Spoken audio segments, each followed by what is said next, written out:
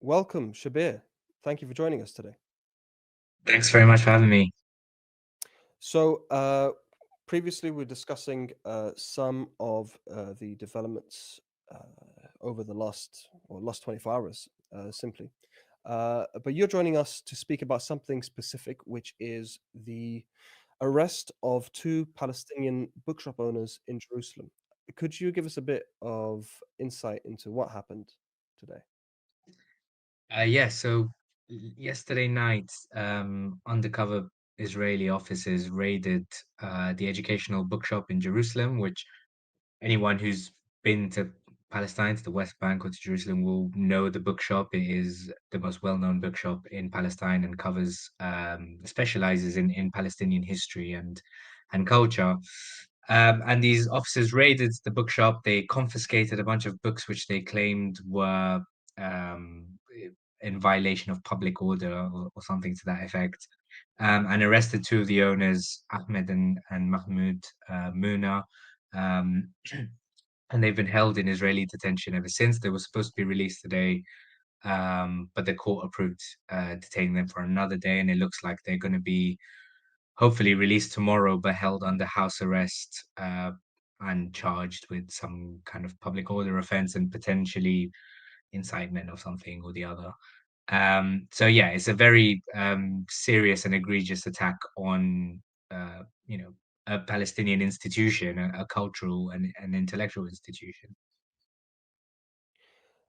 The Israelis constantly say that Israel is, or the Zionists rather, they constantly say that Israel is the only democracy in the Middle East.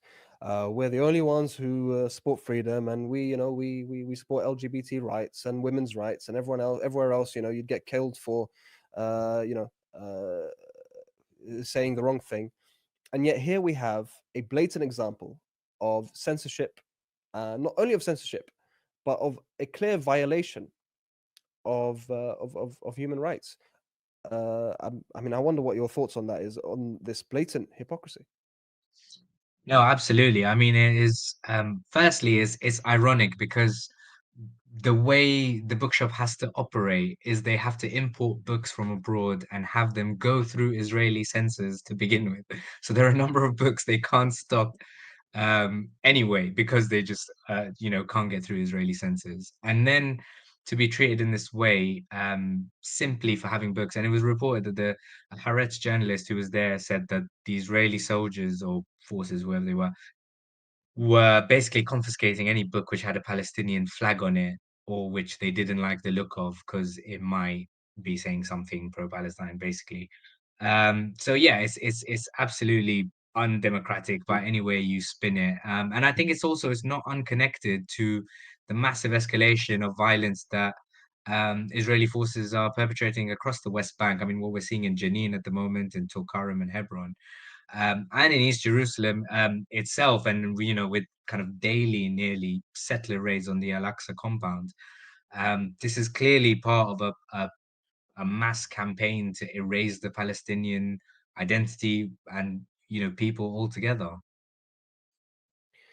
This story coincides with further destruction in the West Bank, and the killing continues. Even though there's a ceasefire in Gaza at the moment, Israel has violated the ceasefire multiple times in Gaza, but the killing in the West Bank hasn't stopped. How do you connect what's going on in the West Bank to this story in Jerusalem, in which the residents supposedly have more rights than those who live in the West Bank? No, definitely. I mean, I think it's worth remembering that before October 7th, before the genocide in Gaza began, there'd been at least a year of steadily escalating attacks by the Israeli military and settler groups on neighborhoods in East Jerusalem and across the West Bank. We saw the pogrom that happened in Huwara, the attack on Sheikh Jarrah and Silwan neighborhoods, and so on. Um, and there was clearly, I mean, Israel has always been trying to claw any inch of Palestinian land it can and to demoralize and humiliate and attack the Palestinian people in any way they can. But particularly in the year leading up to the genocide in Gaza, that had been an escalating process. And during the genocide, obviously, it hasn't got the same amount of attention because of the atrocities that have been carried out in Gaza, but that has carried on happening. And during, I think, this kind of period, the last 6 weeks when the ceasefire in Gaza happened, it seems like particularly settler groups across the West Bank, and with the full protection of the Israeli military and um, egged on, if not led by people like the security minister Ben Gvir, have tried to take advantage of that situation by escalating even more. And what we're seeing is aerial bombardment of Jenin. We're seeing bulldozing and tanks in the north of the West Bank, tearing down infrastructure and expelling Palestinians from their homes. Um, and I think, Donald Trump's inauguration, I think, fits in with this as well because he's green lighted the total ethnic cleansing of Gaza. And before he became president, he stated that he would be in favor of a total annexation by Israel of the West Bank. And he says that he has an announcement of the West Bank coming up on the West Bank coming up in a couple of weeks. So I think all of this has emboldened the Israeli state to further entrench their occupation, and to try and expel Palestinians in every way they can. What can activists do from outside of Palestine? And you yourself are an activist in Stop the War coalition. You've been active for many years. What can you advise those in the audience and activists at large to do to help not only or specifically the the two bookshop owners from the Muna family, but also generally as well going forward?